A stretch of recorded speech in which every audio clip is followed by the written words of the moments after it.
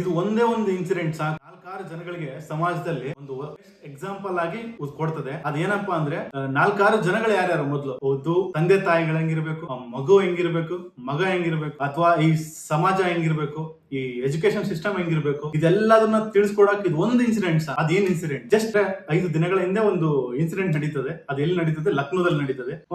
ಏನಾಗಿರುತ್ತದೆ ಇದಕ್ಕೆ ತಿಳ್ಕೊಳಕ್ ಮುಂಚೆ ಒಂದು ಸ್ವಲ್ಪ ಬ್ಯಾಕ್ ಗ್ರೌಂಡ್ ತಿಳ್ಕೊಬೇಕು. ಅದೇನಪ್ಪಾ ಅಂದ್ರೆ ಎಜುಕೇಶನ್ ಸಿಸ್ಟಮ್ ಅನ್ನೋದು ಯಾವ ತರ ಕ್ರಿಯೇಟ್ ಮಾಡಿದೆ, ಮೆಡಿಕಲ್ ಸಿಚುವೇಶನ್ ಆಗಿರ್ಬೋದು, ಇಂಜಿನಿಯರಿಂಗ್ ಸಿಚುವೇಶನ್ ಆಗಿರ್ಬೋದು, ಅವರೆಲ್ಲ ಯಾವ ತರ ನಮ್ಮ ಇಂಡಿಯಾದಲ್ಲಿ ಮೆಡಿಕಲ್ ಗೆ ಯಾವ ರೇಂಜ್ ಗೆ ಅಂದ್ರೆ ಫುಲ್ ಹೈಪ್ ಇದೆ, ಇಂಜಿನಿಯರಿಂಗ್ ಯಾವ ರೇಂಜ್ ಗೆ ಹೈಪ್ ಇದೆ ಅನ್ನೋದನ್ನ ಈ ಒಂದು ಇನ್ಸಿಡೆಂಟ್ ಇಂದನೇ ನಾವು ತಿಳ್ಕೊಬಹುದು. ತಂದೆ ತನ್ನ ಮಗನ ನೀನ್ ನೀಟ್ ಪಾಸ್ ಮಾಡ್ಲೇಬೇಕು, ನೀನ್ ಮೆಡಿಕಲ್ ಸೀಟ್ ಬರ್ಲೇಬೇಕು ಅನ್ನೋ ಒಂದು ಚಿಕ್ಕ ಇನ್ಸಿಡೆಂಟ್, ಅನ್ನೋ ಒಂದು ಚಿಕ್ಕ ಗೋಲ್ಗೆ ಅಷ್ಟು ಟಾರ್ಚರ್ ಮಾಡಿದಾರೆ ಅಂದ್ರೆ, ಅಷ್ಟು ಫೋರ್ಸ್ ಮಾಡಿದಾರೆ ಅಂದ್ರೆ ನೀನ್ ನೀಟ್ ಪಾಸ್ ಆಗ್ಲೇಬೇಕು ಅನ್ನೋದನ್ನ ಅವ್ರು ಫುಲ್ ಫೋರ್ಸ್ ಮಾಡ್ತಾರೆ. ಆ ತಾಯಿಸೋ ರೇಂಜ್ ಹೋಗಿದೆ. ಅದು ಯಾವ ತರ ಅಂದ್ರೆ ಆ ತಂದೆ ಈ ಮಗುಗೆ PUC ಆಗಿರ್ತದೆ, ಇನ್ನೇನು ನೀಟ್ ಎಕ್ಸಾಮ್ ಬರೀಬೇಕು. ಸೊ ನೀಟ್ ಬರೆಯೋ ಮೂಮೆಂಟ್ ಅಲ್ಲಿ ಇವನೇನೋ ಸರಿಯಾಗಿ ಫೋಕಸ್ ಮಾಡ್ತಾ ಇರಲ್ಲ. ಒಂದ್ 2-3 ಸತಿ ಬೈದಿರ್ತಾರೆ. ಆ ಸಿಚುವೇಶನ್ ಅಲ್ಲಿ ಮನೆ ಬಿಟ್ಟು ಹೋಗಿರ್ತಾನೆ, 4-6 ಸತಿ ಮನೆ ಬಿಟ್ಟು ಹೋಗಿರ್ತಾನೆ, ಯಾವ್ದು ಇದೇ ರೀಸನ್ ಗೋಸ್ಕರ. ಬಟ್ ಕೊನೆಗೆ ಒಂದು ಸಿಚುವೇಶನ್ ಬರುತ್ತೆ. ಆ ಸಿಚುವೇಶನ್ ಅಲ್ಲಿ ಏನಾಗುತ್ತೆ ಅಂದ್ರೆ ಲೈಸೆನ್ಸ್ ಗನ್ ಆ ಮನೇಲಿ ಇರುತ್ತೆ. ಅಕಸ್ಮಾತ್ ಆಗಿ ಮಾತಿಗೆ ಮಾತ್ ಬೆಳಿಬೇಕಾದ್ರೆ ಮಗನ ಕೈಲಿ ಇರ್ತಕ್ಕಂಥ ಗನ್ ಇಂದ ಒಂದು ಬುಲೆಟ್ ಪಾಸ್ ಆಗುತ್ತೆ, ತಂದೆಗೆ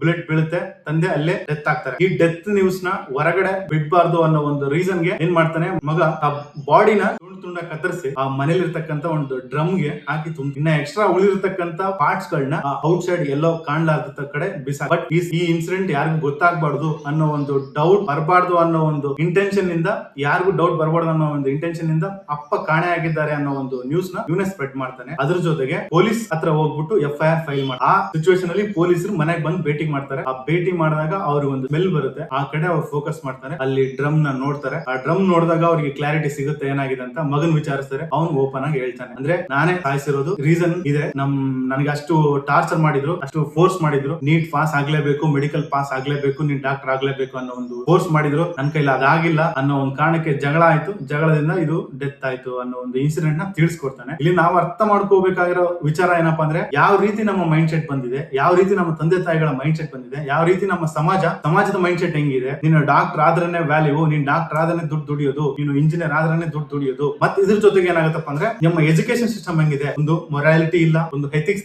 ಕಳ್ಸ್ಕೊಡಲ್ಲ. ಜಸ್ಟ್ ನಮ್ ಬುಕ್ಸ್ ಅಲ್ಲಿ ಏನಿದೆ ಅದನ್ನ ನೀವು ಓದ್ಬೇಕು, ಜಾಬ್ ತಗೋಬೇಕು. ಬುಕ್ಸ್ ಅಲ್ಲಿ ಏನಿರುತ್ತೆ ಓದ್ಬೇಕು, ಜಾಬ್ ತಗೋಬೇಕು, ಅಮೌಂಟ್ ದುಡಿಬೇಕು, ದುಡ್ಡು ದುಡಿಬೇಕು. ಹಲವಾರು ರೀತಿಯ ಇನ್ಸಿಡೆಂಟ್ ಗಳು ನಡೀತಾ ಇದಾವೆ. ಸೊ ಇದು ಒಂದು ಬೆಸ್ಟ್ ಎಕ್ಸಾಂಪಲ್, 4-6 ರೀತಿಯ ಜನಗಳಿಗೆ ಕೊಡ್ತಕ್ಕಂತ ಒಂದು ಜಸ್ಟ್ ಎಕ್ಸಾಂಪಲ್. ಈ ಇನ್ಸಿಡೆಂಟ್ ಅಲ್ಲಿ ಬರ್ತಕ್ಕಂತ ಅವ್ರ ತಂದೆ ಹೆಸರು ಮಾನ್ವೇಂದರ್ ಸಿಂಗ್, ಮಗನ ಹೆಸರು ಅಕ್ಷತ್ ಸಿಂಗ್. ಇವರಿಬ್ಬರ ಮಧ್ಯೆ ನಡ್ತಕ್ಕಂತ ಚಿಕ್ಕ ಜಗಳಕ್ಕೆ ತಂದೆ ಪ್ರಾಣನೇ ಹೋಗೋ ಒಂದು ಸಿಚುವೇಶನ್ ಬಂದಿದೆ. ಇವ್ರ ಹತ್ರ ಮನಿ ಇದೆ, ಬಿಸ್ನೆಸ್ ಗಳಿದಾವೆ. ಈ ಮಾನ್ವೇಂದ್ರ ಸಿಂಗ್ ಹತ್ರ ಬಿಸ್ನೆಸ್ ಗಳಿದಾವೆ, ದುಡ್ಡಿದೆ. ಆದ್ರೆ ಅವ್ರಿಗೆ ಯಾವ ರೀತಿ ನಮ್ಮ ಮಕ್ಕಳ ಫ್ಯೂಚರ್ ನ ಡಿಸೈಡ್ ಮಾಡ್ಬೇಕು ಅನ್ನೋ ಬುದ್ಧಿ ಇಲ್ಲ. ಓನ್ ಆಗಿ ಮಕ್ಕಳಿಗೆ ಡಿಸೈಡ್ ಮಾಡಕ್ ಅವ್ರಿಗೆ ಕೊಡ್ಬೇಕಾಗಿತ್ತು, ಕೊಟ್ಟಿದ್ರೆ ಇವತ್ತು ಈ ಇನ್ಸಿಡೆಂಟ್ ಆಗ್ತಾ ಇದ್ದಿಲ್ಲ. ಈ ರೀತಿ ಇನ್ಸಿಡೆಂಟ್ ಆಯ್ತು. ಅದೇ ರೀತಿ ಮಗನ್ ಕಡೆಯಿಂದ ನೋಡ್ಕೋಬೇಕಾದ್ರೆ, ಮಗ ಸ್ವಲ್ಪ ದುಡುಕ್ಲಾರ್ದೆ ತಾಳ್ಮೆಯಿಂದ ನಾನು ಮಾಡಲ್ಲಪ್ಪ ಅಂತೇಳಿ ಒಂದು ಮಾತಿಂದ ಏನಾದ್ರು ಮುಕ್ತಾಯ ಮಾಡಿಸಬಹುದಾಗಿತ್ತು.